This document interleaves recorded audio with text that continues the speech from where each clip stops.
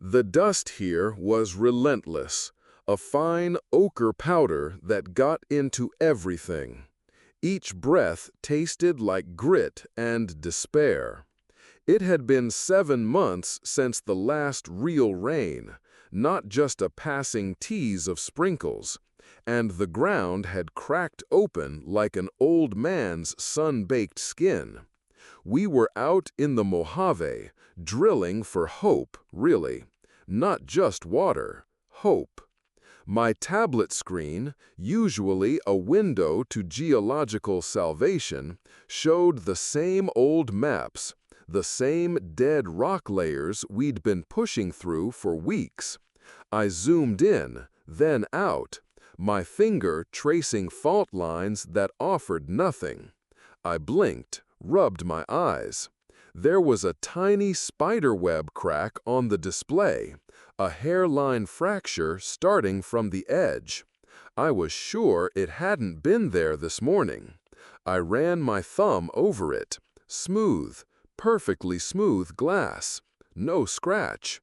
I tried to tilt the tablet, caught the glare of the brutal sun. Just the light, I told myself. A trick. I actually let out a short, humorless laugh, pushing my glasses further up my nose. "I'm just too damn stressed," I mumbled. We'd set up camp near a dry wash, a scar in the earth, miles from anything that still breathed. The drill, a massive rig we'd christened the Thirst Quencher, roared day and night, punching deeper, chasing ghosts of ancient rivers. My team, a mix of grim-faced roughnecks and equally grim-faced engineers, worked in shifts. No one talked much, not unless it was about pipe pressure or drill bit wear. We saved our breath for the dust and the heat. That morning, things felt off. I was in the small, cramped control tent monitoring the sensors. Sam, a burly guy with a perpetually worried look and a surprising knack for deep rock geology, was on the comms, trying to get a lock on the updated GPS coordinates. The rig's pressure gauge, usually a steady hand, started to twitch. Not a big swing, just a slight, nervous tremor. Then it slammed to 0 for a split second, a digital hiccup, before jumping back. Just a loose connection, I thought. Happens. Then my satellite phone buzzed. Not a call, not an alert, just a single, strong vibration, like someone had tapped it hard. I picked it up, expecting a message, but the screen was dark. Nothing. Probably just the electromagnetic field playing tricks down here, I muttered under my breath. Or the battery's low.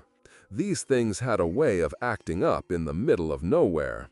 It wasn't the sort of thing you worried about, not with 1,000 feet of rock above your head. We were chasing a deep-seated aquifer, a last-ditch effort. Weeks turned into over a month. The morale, already thin, began to fray. Water rations were tight, even for us. That's when the sensors started screaming. Not a malfunction, but a saturation reading, off the charts, deep below. A massive void, and water, a lot of it. The drilling became frantic, a desperate rush.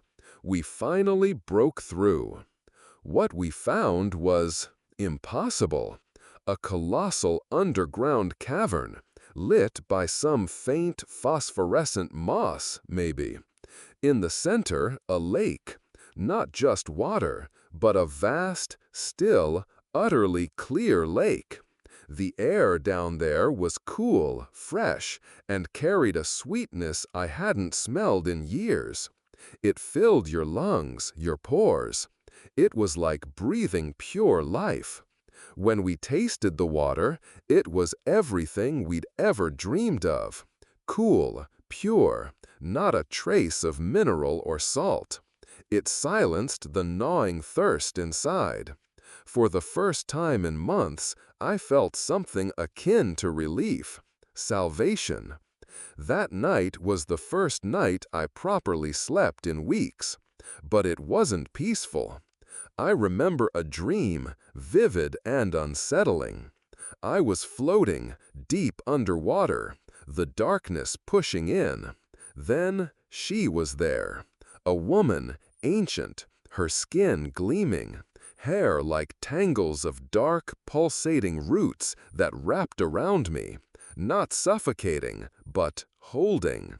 She didn't speak with a mouth, but her promises echoed in my mind, a murmur of cool water and eternal life.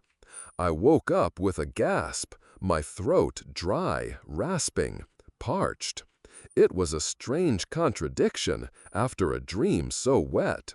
I sat up on my cot. The air was still and warm in the control tent.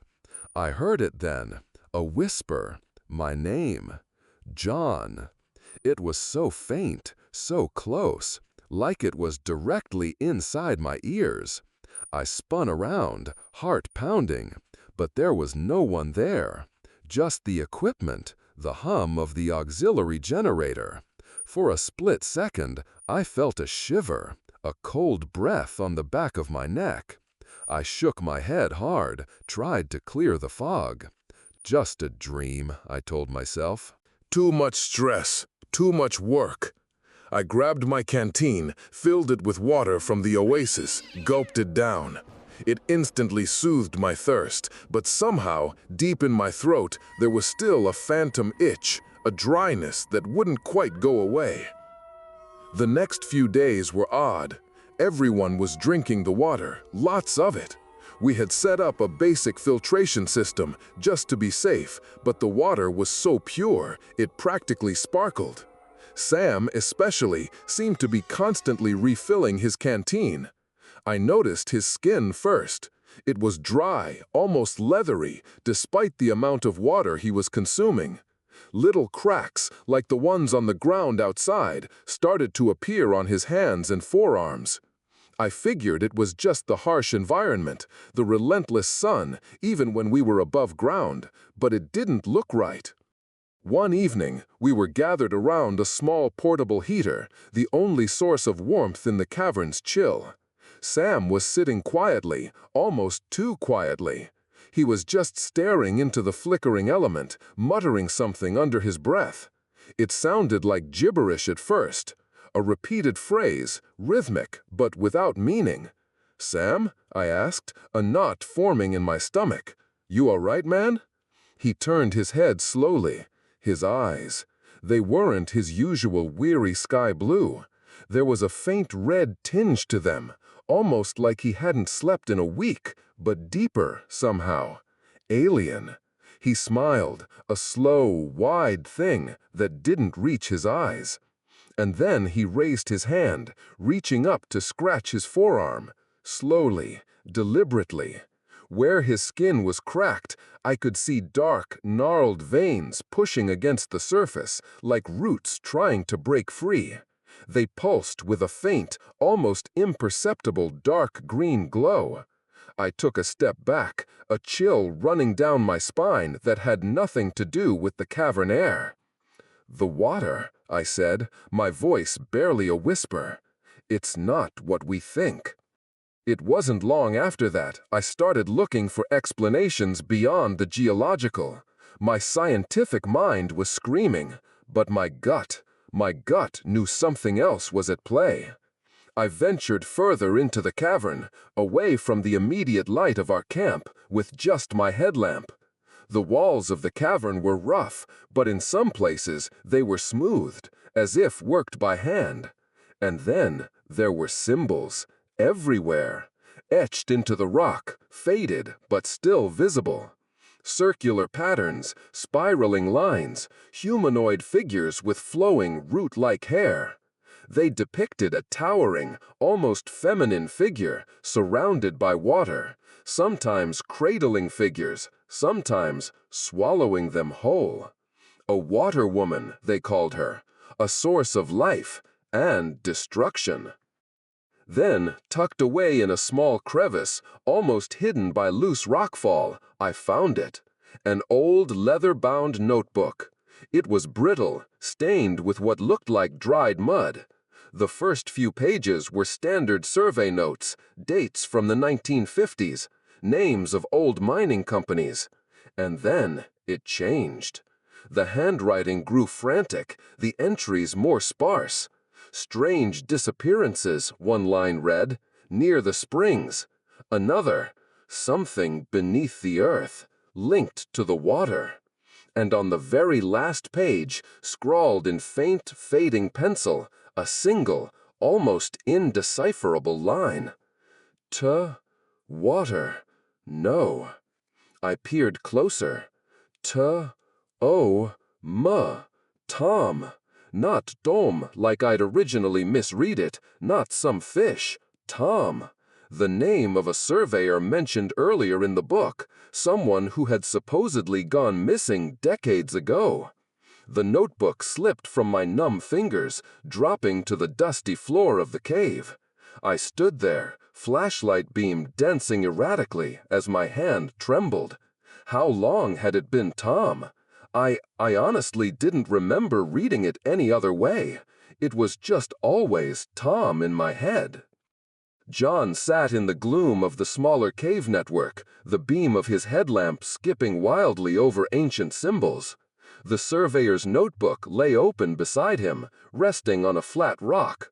The drawings, crude but chilling, showed the Thwinu, the water woman, an impossibly tall figure, her head thrown back, mouth agape, swallowing small stick-like human figures whole.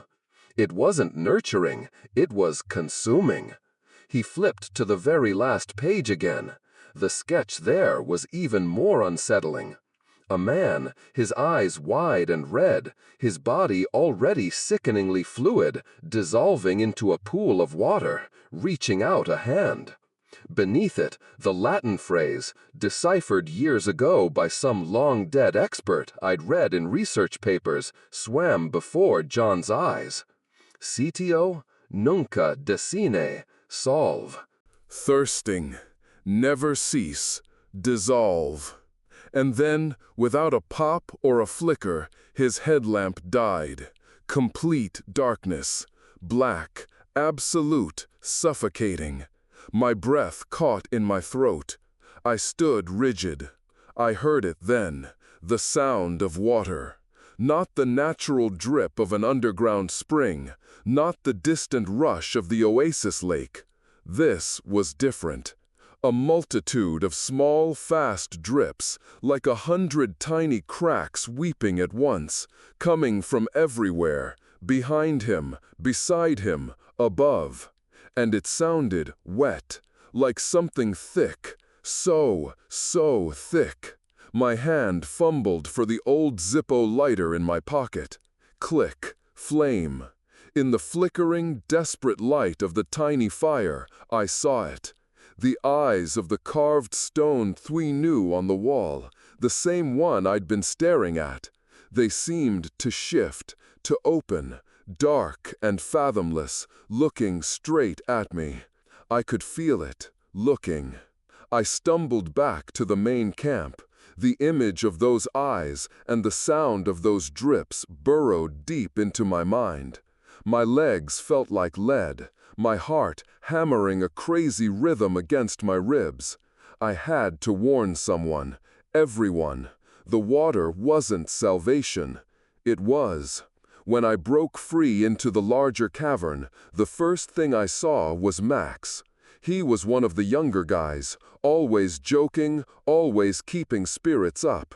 Now he was standing knee-deep in the oasis pool, arms spread wide, head tilted back, like he was basking. He was drinking, not from a canteen, but just letting the water lap into his open mouth. His skin, it was totally ravaged. Cracks ran all over him, deep, painful-looking fissures, but there was no blood. Instead, those dark, rope-like veins, glowing with that faint, sickening green, pulsed visibly all over his body. a network of roots beneath his translucent skin. His eyes were completely red now, not just bloodshot, but solid, crimson pools. Max turned his head slowly, and there, in the perfectly still surface of the water, I saw his reflection. It wasn't quite right. The mirrored image held a smile that stretched too wide, too impossibly. And for the first time, not a whisper, but a clear, distinct chorus of voices, like the sound of water rushing over itself, echoed from the pool's surface, from Max's reflection, from everywhere. Welcome home. I saw Max. I saw his skin, his eyes, the way the water pulled at him. And those voices, welcome home. It echoed, a wet, sibilant sound, 1,000 whispers and a single, clear command. My gut seized. This wasn't salvation. This was... I couldn't even name it. My mind, the one that dealt in concrete, in rock layers and water tables, was just a blank, screaming wall. I had to get out. I think that was my first coherent thought. Not run, not fight, but get out. But then, where to? And what good would that do? The thought of my daughter, her pale face, her chapped lips, flashed in my mind. The thirst in her eyes. I pushed it down. No, can't think of that now. My head was pounding. I stumbled back towards our control tent, away from Max and the glistening, calling water. My heart felt like it was trying to punch through my ribs.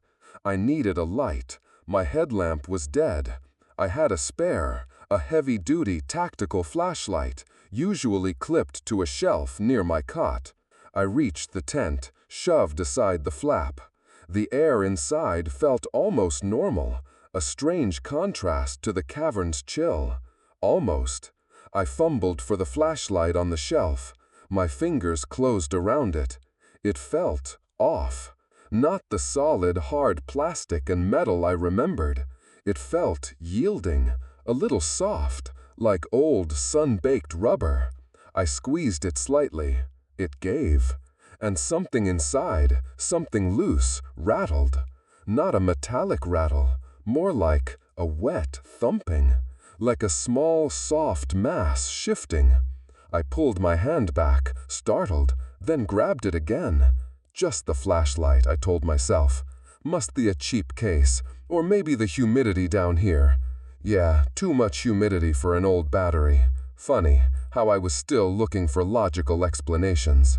I shook it gently. The noise was still there, subtle but unsettling. I clicked it on. It worked. A strong, steady beam cut through the tense gloom. I let out a breath I hadn't realized I was holding. Just old gear, I muttered, my voice thin. Everything's wearing out. I tried to laugh, but it came out as a ragged cough. Okay, think. What did the journal say? Thirsting, never cease, dissolve. That wasn't just ancient nonsense. That was a warning. The water woman, a source of life, a destroyer. We had found the destroyer. And we had given it exactly what it wanted. We were pouring it into ourselves, into our bodies, into our minds. My first thought was to destroy the source, the well, the core, maybe explosives. We had some for clearing rock, for widening shafts. My hands, still feeling that strange texture from the flashlight, moved to grab a satchel. I needed to act fast. I found the small pack of plastic explosives, the ones we used for precision blasting. And then, without thinking, I reached for my canteen. My throat was dry, so dry. A phantom itch deep inside. The cool water from the oasis. It felt so good, going down. So soothing. But the thirst, it came back almost immediately. a deeper, more insistent ache than before. I took another gulp. My hands, I noticed, felt strange again. A faint throb along the veins on my forearm. I glanced down. They were more prominent, a network of dark lines pushing just under the skin. They didn't glow with that terrible green like Sam's, not yet. But they pulsed, just a little. I pulled out my phone quickly, checked the screen. Dead, black. But I could still see my daughter's photo, the wallpaper, frozen there. Her smile, her clear, bright eyes.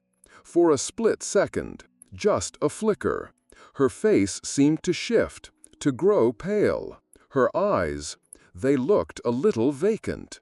Was that just the bad screen quality, or my imagination? My heart gave a painful lurch. No, get it together, John. Just my damn eyes playing tricks. Stress. Had to be. I jammed the phone back into my pocket. No time for this. I grabbed the explosives, the detonator, a few tools. My plan was simple. Find the deepest point of the lake, implant the charges, hope it would collapse the cavern, seal off the source. Reckless, I knew. But what choice did I have? I hurried out of the tent, trying to avoid the main pool, where it was. The sounds from the cavern were changing now. The distant whir of the drill, which had been a constant comfort, was gone, replaced by a new sound, a sloshing, a wet, dragging sound. My skin prickled. I moved along the cavern wall, trying to stick to the higher ground, away from the water. I saw movement, at the fringes of the light, shadows. I held my breath, pressed myself against the cold rock. It was Sam, or what was left of him. He was hunched over something, his back to me, his body a twisted mess of those dark, glowing veins. He was whispering, or maybe gargling, a wet, guttural sound, like stones rolling in mud. I couldn't make out the words, but I sensed a profound, unholy devotion in his posture. He was worshipping, or praying. I crept past him, my heart hammering. I only had one shot at this. The air grew heavier, thicker, with that strange, sweet smell that pulled at something deep inside me. It felt like breathing honey, a cloying, almost sickening sweetness that coated my tongue. Suddenly, my foot slipped. I lost my balance, pitching sideways, and landed hard in a shallow puddle that had formed on the cavern floor. I cursed under my breath, scrambling to my feet. My pants felt soaked, clinging uncomfortably. I tried to wipe my hands on my clothes, but the wetness lingered. It wasn't just water. It felt slick, like crude oil, but somehow thinner, more insidious. And the smell, it was stronger now, radiating from my drenched hand. That sweet, intoxicating scent. I looked at my palm. The lines, the lifelines and heart lines that crisscrossed my skin, were swollen, unnaturally dark. They pulsed, definitely pulsed. A faint green light, barely perceptible unless I strained my eyes, seemed to emanate from them. And they looked like they were expanding, just a little, like they were stretching out, branching. I shivered, tried to rub my hand clean on my trousers again, harder this time. It didn't work. The wetness, the smell, the strange sight of my own hand, it just stayed there. Right, just some weird mineral in the water. Had to be. Nothing special. I had to focus. I reached one of the main water pipes, a massive conduit we'd installed to pump the oasis water upwards. This was it, one of the main arteries. If I could shut this down, or blow a major section, It might disrupt the flow. Give us time. I started setting the charges, my hands trembling. The sweet smell was everywhere now, making my head swim. My vision blurred for a second, then cleared. John? The voice came from behind me. It was Ken. Oh, God. Ken wasn't Ken anymore. His skin, it wasn't just cracked, it was dissolving, like melted wax, barely adhering to the bone structure beneath. It rippled, a shimmering, wet surface, and parts of it were just gone. His eyes were solid white now, not even the red tinge of Sam's, just milky, opalescent globes. And his mouth, it wasn't just cracked, it was a gaping maw, stretched wide, rimmed with dry, peeling flesh. From within it, a sound. Not a voice, but the unmistakable gurgle and splash of rushing water. That was his voice now. He took a step towards me. His arms, impossibly long, seemed to extend as he moved. His fingers fused together, webbing between them like a frog's. He reached for me, those wet, dissolving hands stretching, stretching. He was trying to pull me towards a large, shallow pool nearby, water gurgling from his mouth in a broken, raspy whisper. Come to the flow. Pure, visceral disgust surged through me. My stomach lurched. No, I screamed, a raw, ragged sound. Get away from me! You're not Ken! I kicked out, hard, catching him in what would have been his chest if there had been anything solid left. My foot sank slightly into his yielding flesh, and I felt a vile, warm dampness soak through my boot. He stumbled, making a sound like 100 tiny bubbles bursting, but he didn't fall. He just smiled, a wide, impossible smile that tugged at the dissolving skin around his mouth. And he lunged again. I scrambled backwards, away from him, away from his awful hands. No time, no fucking time. I had to activate it, now. I hit the detonator button. Not a loud pop, but a deep, resonant rumble that shook the entire cavern. The charges I'd set along the main pipe exploded, not with a massive destructive force, but a precision tremor, designed to cause a structural failure. The pipe groaned, twisted, and then buckled in on itself, spewing a torrent of the glowing green water into the air, a sickening fountain. The ground beneath us bucked. Sam, who had been dragging himself towards Ken's gurgling calls, and Ken himself, were thrown off balance by the quake. Huge chunks of rock tore themselves from the ceiling, crashing down between me and them, creating a cascade of debris that partially blocked the path. I ran, deeper into the cavern. The explosion had done something. It had opened something else.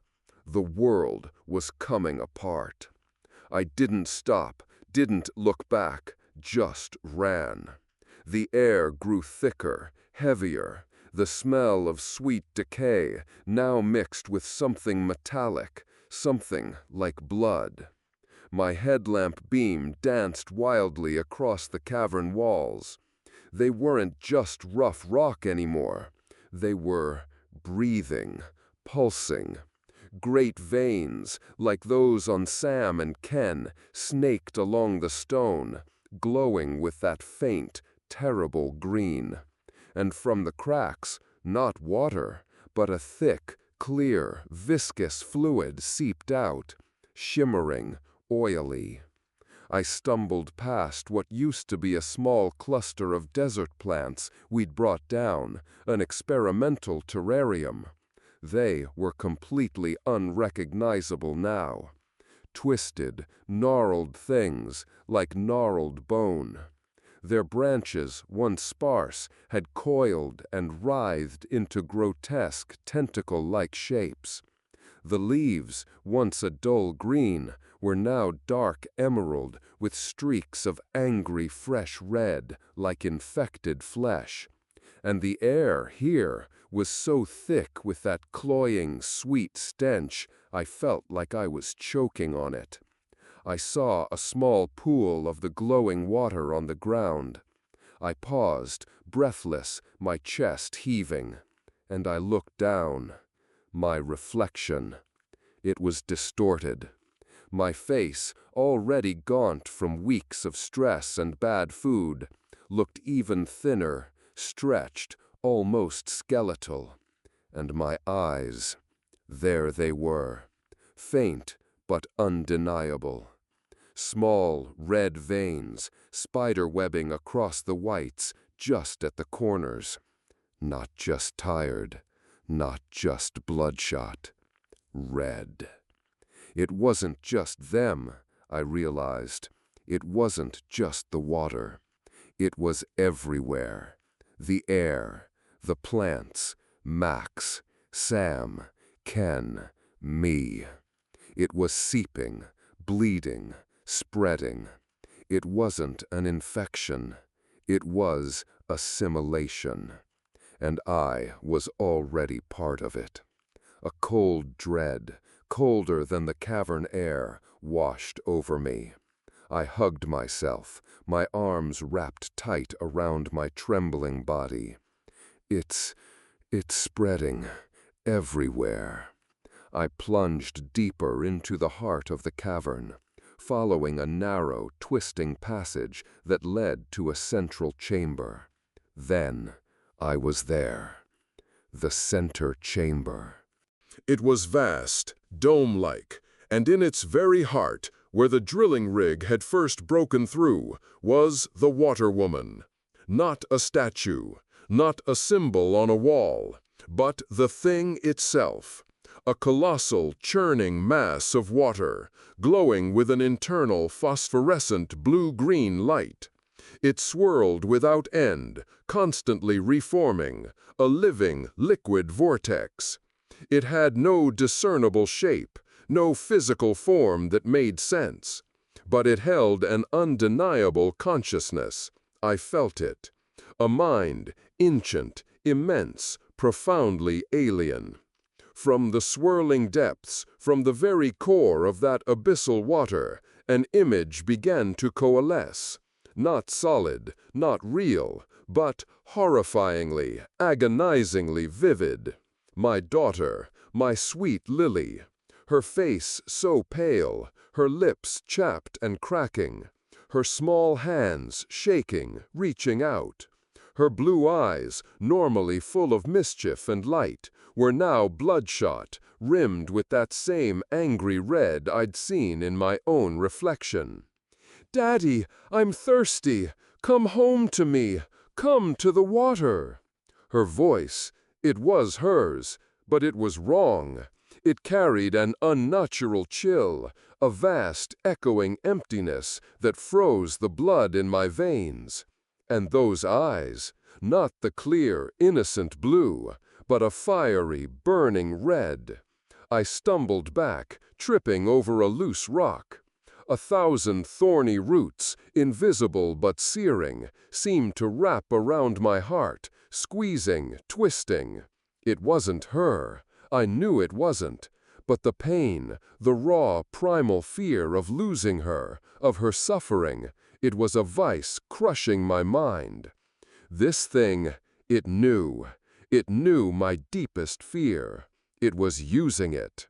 I had to get out, but not without trying one last thing. In a desperate final surge, fueled by an anger that transcended fear, I reached for the remaining explosive. A last, desperate, futile hope to shatter this nightmare. I planted the last charge against a weakened section of the cavern wall, praying it would collapse a vast amount of rock onto the core of the Water Woman. I hit the detonator. Another roar, even louder, more violent. The cavern shrieked. A massive section of the ceiling began to splinter, to split, to shed huge, jagged shards of rock that rained down relentlessly. A massive fissure ripped through the glowing liquid mass of the Water Woman, cutting it in two, momentarily disrupting its swirling form. I saw it, for a fleeting moment, struggle, as if in pain, the light within it flickering wildly. I turned and ran for the opening, the exit, the way back to the surface. Rock thundered down all around me, the ground bucking and shaking. The air screamed with the sound of collapsing earth, the gurgling cries of the Water Woman, and the distant, wet wails of Sam and Ken, trapped behind the new rock falls. I could see the faint, beckoning starlight of the desert sky through the cavern's mouth. Almost there. Almost. Then, a sudden, grinding crash. A huge slab of rock, heavy as a small car, slammed down, pinning my left leg. A searing pain shot up my body. I screamed, a raw animal sound of agony. My entire body went cold, then hot. I struggled, pulling, clawing at the rock, but it wouldn't budge. From the depths of the fractured cavern, the glowing mass of the Water Woman, now slowly beginning to mend its fissure, started to move. Towards me. Thousands of red eyes, points of malevolent light, appeared within its churning form, all fixed on me. "Daddy, don't leave me!" Lily's voice. It wasn't a sound anymore. It was a crushing weight in my chest, a cold, suffocating presence that clawed at my very soul. I saw her image again, clearer this time, in the swirling water. Not just pale, not just red-eyed. She was dissolving. Her small form melting, flowing into the vast, luminous body of the Water Woman. Her face a mask of silent, eternal despair. I roared, a guttural sound of pure, unadulterated rage and terror. With a burst of adrenaline born from utter desperation, I pulled with everything I had. My leg shrieked, something tore, a sickening rip. A wave of blinding pain. I felt a hot, viscous fluid gush down my leg. I pulled again, one last violent heave. The rock gave way just enough. My leg came free, but a chunk of my calf, skin, muscle, and bone was left behind. A mangled, glistening mess beneath the rock. I stumbled, hopped, crawled. My ruined leg screamed in protest, but I hardly felt it. All I felt was the burning, the tearing, and then I was out. I collapsed onto the scorched, sandy earth outside the cavern, gasping, choking, trying to drag air into lungs that felt burned. The cool night air, dry and clear, was a balm after the foul atmosphere of the cave, but it did little to ease the ice that had settled in my heart. I looked back. From the jagged crack I'd made, a thin stream of water, glowing with a faint, sickly blue-green light, began to seep. It trickled out slowly, patiently, onto the parched desert floor. It didn't stop. It wound its way through the individual grains of sand, a silent, insidious rivulet, forming a new, unnatural stream. It started its crawl towards the distant horizon, towards the places where towns, cities, entire populations were sinking deeper into the grip of the great drought, desperate for any drop. I looked down at my hand, then at my leg. The gaping wound on my calf. It wasn't bleeding anymore. Not really. The torn flesh had sealed, like something had grown over it, a transparent, glistening membrane. And beneath it, beneath the new, strangely smooth skin, those dark, ropey veins were clearer than ever. They glowed with that faint, unsettling green, and they moved, slowly, like tendrils, like roots searching for purchase. I knew then, with a chilling, cold certainty that settled deep in my bones. The world out there, starving for water, would embrace this new source without question. They wouldn't know. They wouldn't understand. And I, John, I was part of it now. A seed of the terrible, ancient thing, planted, nurtured, ready to be spread. I was a warning that could not be given. I let out a sound. It might have been a laugh, a dry, rattling sound, like pebbles rolling in a drained well. It would spread. It would all just dissolve. And I was already dissolving, wasn't I?